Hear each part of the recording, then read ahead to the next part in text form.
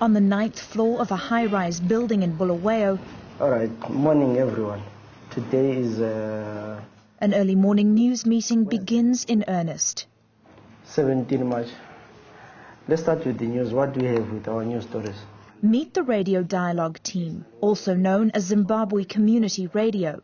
What are the signs of child abuse and how they can assist? The news agenda for the day is set as reporters, anchors and producers pitch their stories to the head of radio production, Zenzele Ndebele. So the stories that we are going to do is the American ambassador touring the OI clinic. It may look like a normal news meeting at an ordinary radio station, but it's not.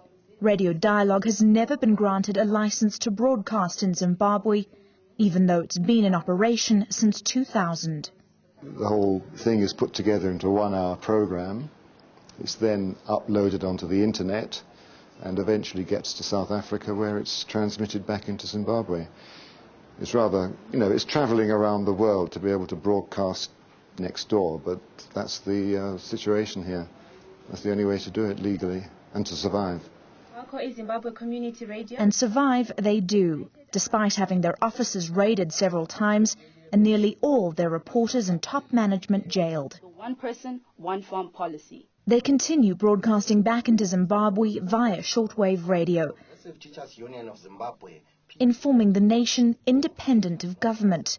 A risky, but according to these young professionals, noble cause. It's been difficult taking your recorder to some of the press conferences, especially if it's a press conference that has got to do with government business or party business. We spend the day with one of Radio Dialogue's youngest journalists, following her out on a story. The U.S. ambassador to Zimbabwe, Charles Ray, is opening up the American section of the Bulawayo Public Library. Afterwards, he's promised local media a press conference. Jesseline asks a question based on rumors started by a Zimbabwean government-sponsored newspaper, alleging that U.S. aid for HIV programs in the country is dwindling. Is there anything that the U.S. government is doing to lobby for the donor community to continue funding programs for HIV and AIDS? I read the story that you're talking about. My first reaction was to call the editor of the paper and chew his ear off, and then I decided perhaps he'd just been misinformed. Once she has her soundbite, Jesseline returns to the studio to put her piece together.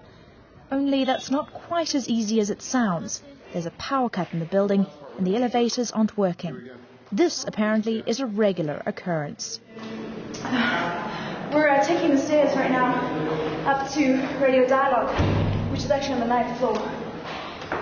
The lifts are out, so we're following little Jesseline up to her workplace.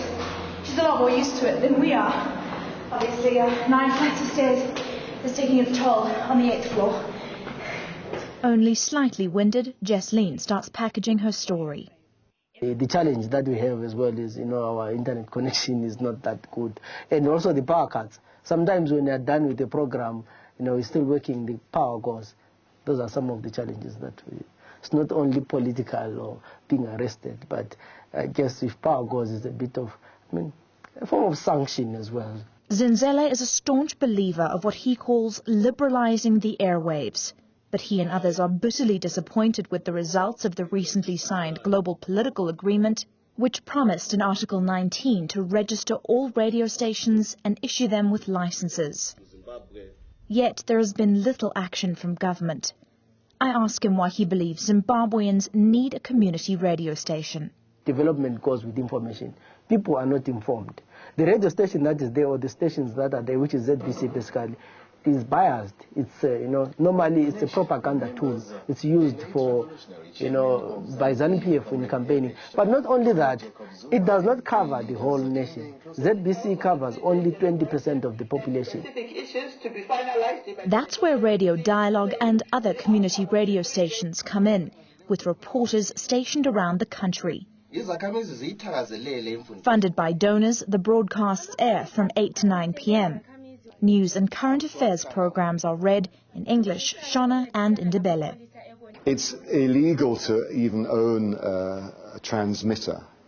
You make the program, but to transmit it through the airwaves, that is you need a license. You've got to have a license. Well, it's true in any country. It's not specifically Zimbabwe. It's just that the Zimbabwe Broadcasting Authority never gives any licenses to anyone.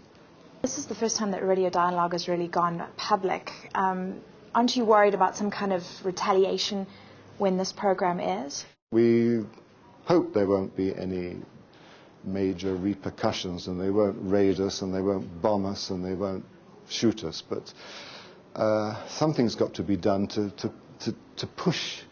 But pushing in Zimbabwe can have hazardous consequences. As junior reporters, we've heard of people being tortured. We have seen people tell their stories of how they've been assaulted just for telling the truth.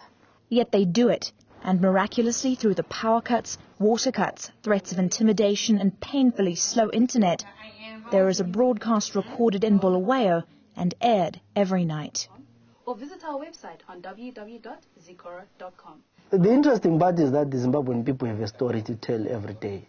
For the past 30 years, they have never had an opportunity to tell their story. So if you meet anyone, they have 30 years worth of stories to tell. From the first day they celebrated that Robert Mugabe was becoming the president, to the day he decided to turn against them and beat them up, to the day they went to the shops and found that bread was 7 trillion and they had to change money in the streets, and the next day they found that there was no electricity. They have so many stories. So that idea that when you wake up every day, you know that there's someone who is to tell you a sad story or a story of success. Zimbabwean people are heroes. All of them deserve awards. This is Zimbabwe Community Radio, broadcasting from the United Arab Emirates on 4895 kHz shortwave. Robin Creel, E-News, at the Radio Dialogue headquarters in Bulawayo, Zimbabwe. Send an email to editor@zikora.com or visit our website on www.zikora.com. My name is Sunny Moyo. And John Kandawire with the stories making the headlines. Legislator from Geta constituency, Seiso Moyo, has criticized teachers for demanding